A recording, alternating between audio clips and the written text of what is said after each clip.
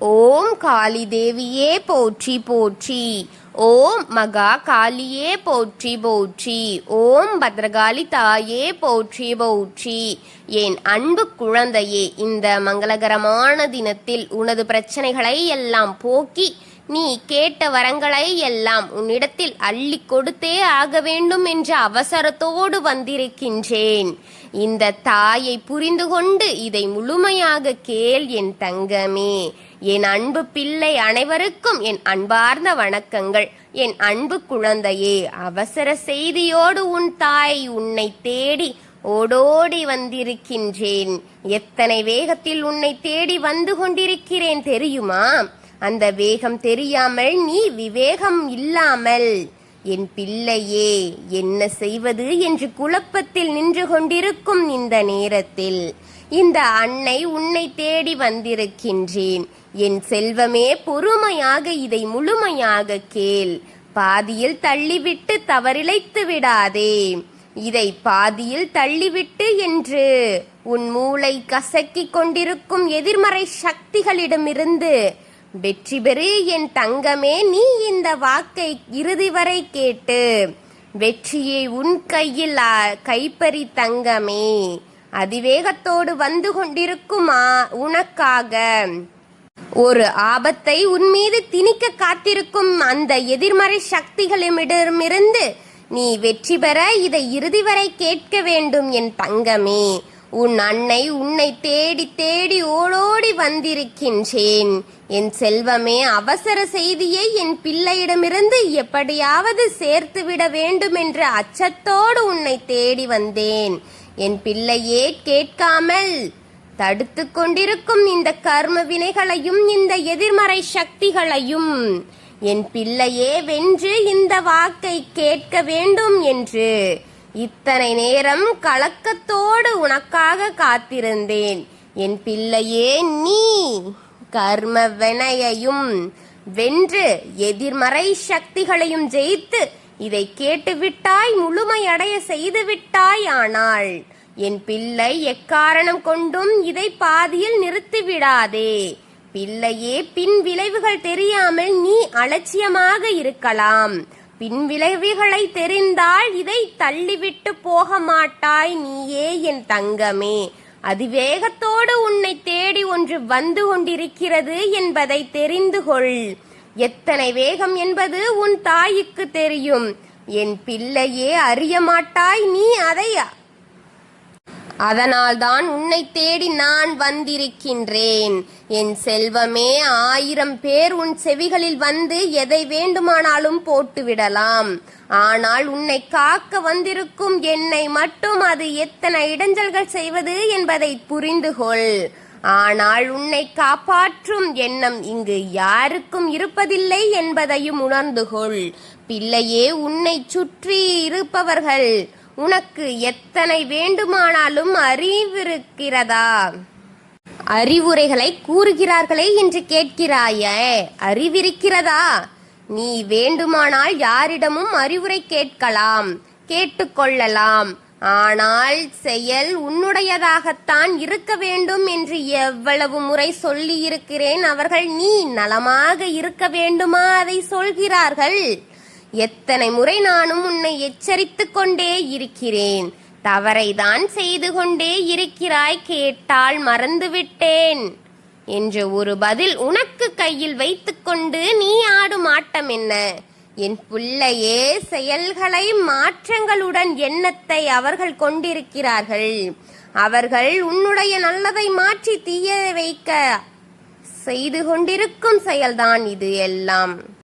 செயல்களையும் மாற்றங்களிடையே எண்ணத்தை போல செயல்படுத்திவிட்டால் அதில் உனக்கு தோல்விகள் தான் கிடைக்கும் என்பது மறந்துவிடாதே. இன்னும் சிலவரிடமிருந்து சென்று நீ அறிவுரை கேட்டுக்கொண்டுதான் இருக்கிறாய். அவர்கள் அறிவுரை கொடுத்து கொண்டுதான் இருக்கிறார்கள். என் பிள்ளையே, அவர்கள் உன் பின்னால் ஏளனம் செய்து கொண்டிருப்பதும் நிஜம் என்பதை புரிந்து கொள். முகத்திற்கு முன் ஒரு முகமூடி, முகத்திற்கு பின் ஒரு முகமூடி என இருப்பவர்களிடம்தான் நீ அறிவுரை கேட்டு கொண்டிருக்கிறாய். நீ அவர்களிடம்தான் பேசி ஒவ்வொரு வார்த்தைகளையும் அவர்களுக்கு பிறரின் செவிகளில் போட்டு சிரித்துக் கொண்டிருக்கிறார்கள். என் பிள்ளையே, யாரிடம் போய் உன் கவலைகளை சொன்னாய் என்று உனக்கு நினைவிருக்கிறதா?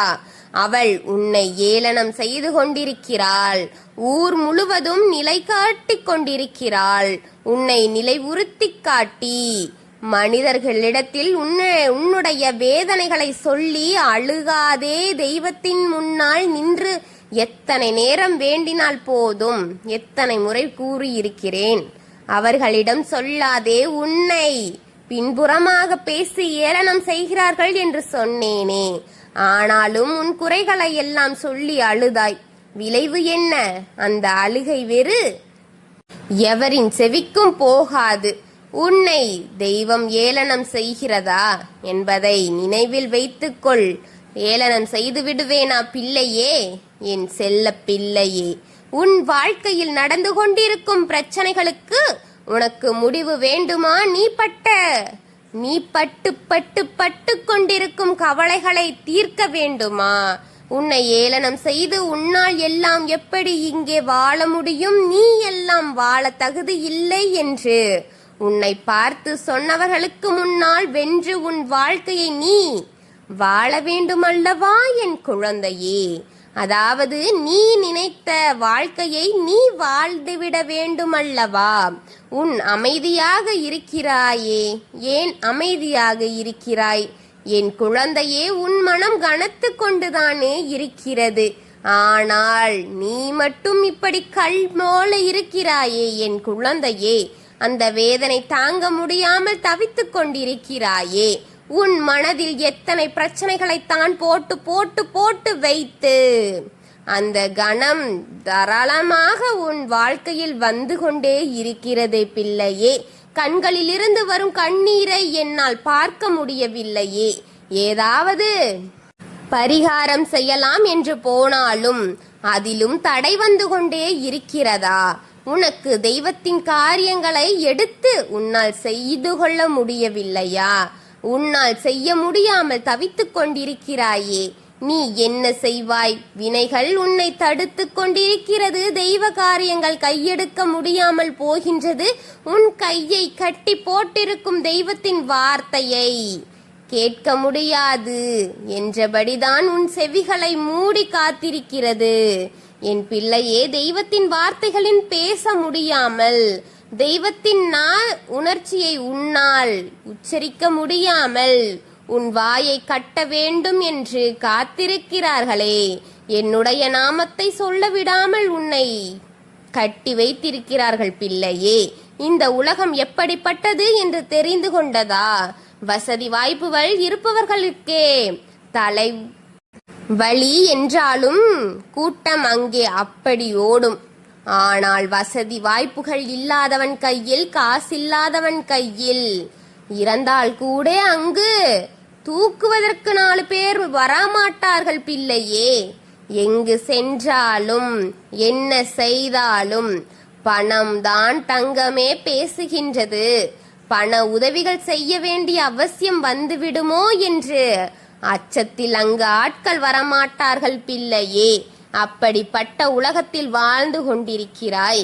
இப்படிப்பட்ட உலகத்தில் வாழும் நீ எப்படி வாழ வேண்டும் என்பதற்கு உன் புத்திசாலித்தனத்தை நீ தீட்டியே தீர வேண்டுமல்லவா என்பது இங்கே உன் அன்னையின் வார்த்தையாக இருக்கிறது. அலட்சியத்தோடு நடத்த விடக்கூடாது. இனி என்னதான் நடக்கப் போகிறது என்று பார்த்து விடலாம் பிள்ளையே.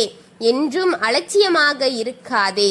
எத்தனை எதிர்நோக்கு காத்திருந்தாலும் கூட நான் உனக்காக காத்திருக்கின்றேன். ஒரு செயல் உன்னை நோக்கி வந்தால் அதன் விளைவு என்ன என்பதை யோசித்து செயல்பட வேண்டும். ஒவ்வொரு காரியங்களும் உன்னை நோக்கி வரும் பொழுது அதை நான் பார்த்து கொள்கிறேன். ஒருவர் உன்னிடத்தில் வந்து எதையாவது பற்றி சொல்லி இதில் இறங்கு என்றால் அந்த காரியத்தில் இறங்குவதற்கு முன்னால் 1000 முறை, ஒரு முறை அல்ல 1000 முறை யோசிக்க வேண்டும். நீ இறங்கிய பிறகு யோசித்தால் பயனில்லை பிள்ளையே என்பதை புரிந்து கொண்டு நீ யோசித்தால் செய், யோசித்து செயல்படு. பல விஷயங்கள் இப்பொழுது உன்னை காலை சுற்றிய பாம்பாக சுற்றி வருகிறது தெரிகிறதா பிள்ளையே? இல்லையா? அதை சரி செய்ய வேண்டும் என்றால் ஒவ்வொன்றையும் யோசித்து செயல்படு என்பதுதான் உன் அன்னை இப்போது உன்னிடத்தில் சொல்லிக் கொண்டிருக்கின்றேன். நான் என்ன சொல்ல வந்தேன், உன்னிடத்தில் என்ன வார்த்தைகளை இன்று சொல்ல வந்திருக்கின்றேன் தெரியுமா? என்ன காரியம் நடக்க போகிறது தெரியுமா? இன்று உனக்கு வரப்போகும் வாக்கு எப்படிப்பட்டது தெரியுமா? கவனமாக இரு என் பிள்ளையே. சற்றும் அலட்சியமாக இருந்தால் மொத்தமாக உன்னை குழியில் தள்ளி மூடிவிடும் ஆட்கள் உன்னை சுற்றி இருக்கிறார்கள். உன்னை குழியில் தள்ள 1000 பேர் வெளியே தயாராக நின்று கொண்டிருக்கிறார்கள். அதாவது உன் முதுகில் கை வைத்து காத்திருக்கிறார்கள். நேரத்திற்காக தான். அந்த அவர்களுக்கு கிடைத்தவுடன் உன்னை தள்ளிவிட அவர்கள் தயாராக நின்று கொண்டிருக்கிறார்கள் என்பதை புரிந்து கொள் பிள்ளையே. என் அன்பு பிள்ளையே, உன் அன்னை உன்னிடத்தில் சொல்வதை மனதில் பதிய வைத்துக்கொள். உனக்கு ஒரு காரியம் நடந்தால் அதை எல்லாரிடமும் சொல்லிவிடாதே. அங்கு பொறாமை எண்ணம் கொண்டவர்களாகத்தான் நிறைய பேர் அலைந்து கொண்டிருக்கிறார்கள். உன்னை அழிக்க காத்து கொண்டிருக்கிறார்கள். கண் திருஷ்டிகள் தான் உன் வாழ்க்கையை நாசமாக்கி கொண்டிருக்கிறது. உன்னை அழித்தே தீருவேன் என்ற பொறாமை எண்ணம் கொண்டவர்கள் உன்னை சூழ்ந்து நிற்கிறார்களே பிள்ளையே. உன்னால் அவர்கள் எதையும் அனுபவிக்கவில்லை, எந்த பாவமும் நீ அவர்களுக்கு கொடுக்கவில்லை. ஆனால் நீ ஏன் அழிய வேண்டும் என்று நினைக்கிறார்கள்? பிள்ளையே, பொறாமை எண்ணம் தான். கண் திருஷ்டி தங்கமே. நன்றாக பேசுபவர்களுக்கு கூட பொறாமை வந்தால் எதிரியாக மாறிவிடுகிறார்களே, துரோகியாகி விடுகிறார்களே. தெரியாமலையா? அனுபவிக்கின்றாயல்லவா? நினைவில் வைத்துக்கொள், ஞாபகத்தில் வைத்துக்கொள், மனதில் பதிய வைத்துக்கொள். இன்று நான் உன்னிடத்தில் சொல்ல வந்த வார்த்தையை கவனமாக கேட்டுக்கொள். உன் அப்பாவின் பெயர் கொண்டவனை சென்று பார் என்று ஏன் சொன்னான்? யார் அவர்? எதற்காக அவரை சென்று பார்க்க வேண்டும்? இதனை வேகத்தோடு என்னை ஏன் எது தேடி வருகிறது என்று கேள்வி உனக்குள் இருக்கிறது என் பிள்ளையே. கொண்டுதானே இந்த வார்த்தைகளை கேட்டுக்கொண்டிருக்கிறாய் என் பிள்ளையே. மிகவும் கொடிய விஷமாக உன்னை ஒன்று அதிவேகத்தோடு தேடி வருகிறது. துரோகம், அந்த துரோகம் என்பது உன்னை தேடி வந்து கொண்டிருக்கிறது. ஜாக்கிரதையாக நீ இருக்க வேண்டிய சூழ்நிலை. உன் அப்பன் பெயர் கொண்டவனை போய் பார் என் பிள்ளையே. என்று யாரை சொல்கிறீர்கள்? என் அப்பன் யார் என்று கேட்கிறாயா? இன்னும் தெரியவில்லையா? ஈசனின் பெயர் கொண்டவர் யார்? அந்த ஈசனின் பெயர் கொண்டவனை மனதில் வைத்திருக்கிறாயா? சனீஸ்வரன். அந்த சனீஸ்வரனை சென்று பார்.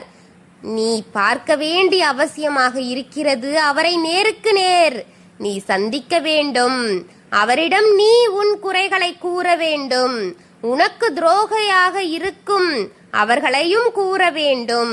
யார் எதை, அவன் யார் நோக்கத்தை அந்த சனீஸ்வரன் தான் தடுத்து நிறுத்த முடியும் பிள்ளையே. சனீஸ்வரன் தான் இதை தடுக்க முடியும் என்பது இந்த நேரத்தின் வாக்கு என் பிள்ளையே. ஈசனின் பெயர் கொண்ட சனீஸ்வரனை சந்திக்க வாய்ப்பு உனக்கு கிடைக்க போகிறது. அவரை சந்தித்து அதிவேகத்தில் வரும் துரோகத்தை நீ வெல்ல வேண்டும். உன் வாழ்க்கையில் வரும் அந்த துரோகம் உன்னை புதைகுழியில் தள்ளுவதற்காக அதிவேகத்தோடு உன்னை தேடி வந்து கொண்டிருக்கிறது பிள்ளையே. அந்த துரோகத்தை நீ அழிக்க சனீஸ்வரனை நாடு. அவரை சந்தி. உன் எதிரி விலகுவதற்கு, உன் துரோகி அழிவதற்கு, உனக்கு நல்லதை நடக்க செய்வதற்கு இதை செய். தள்ளிவிடாதே. யாருக்கோ வந்த வாக்கு என்று போக மறுத்து விடாதே. உனக்காக கொண்டு வந்த வாக்கு என் பிள்ளையே. எதையும் செய்யாமல் நின்று கொண்டு இது நமக்கில்லை என்று புலம்பிக் கொண்டிருக்காதே. இனியும் அடுத்தது என்று உன் எதிரி உருவங்களுக்கு இருக்கும் இந்த தாயின் உருவத்தை வணங்கு. என் குழந்தையே, நீ சாமியை வணங்குவது அவசியமாகத்தான் போய்கொண்டிருக்கிறது. அதை செய்ய மறுத்து விடாதே. அவர்களை நீ வணங்கினால் மட்டும்தான் இந்த உலகில் உன்னால் உயிர் தப்ப முடியும் என்பதை புரிந்து கொண்டு அவர்களை என்று மனதில் சுமத்தங்கமே. ஓம் காளி தேவியே போற்றி போற்றி. ஓம் மகா காளியே போற்றி போற்றி.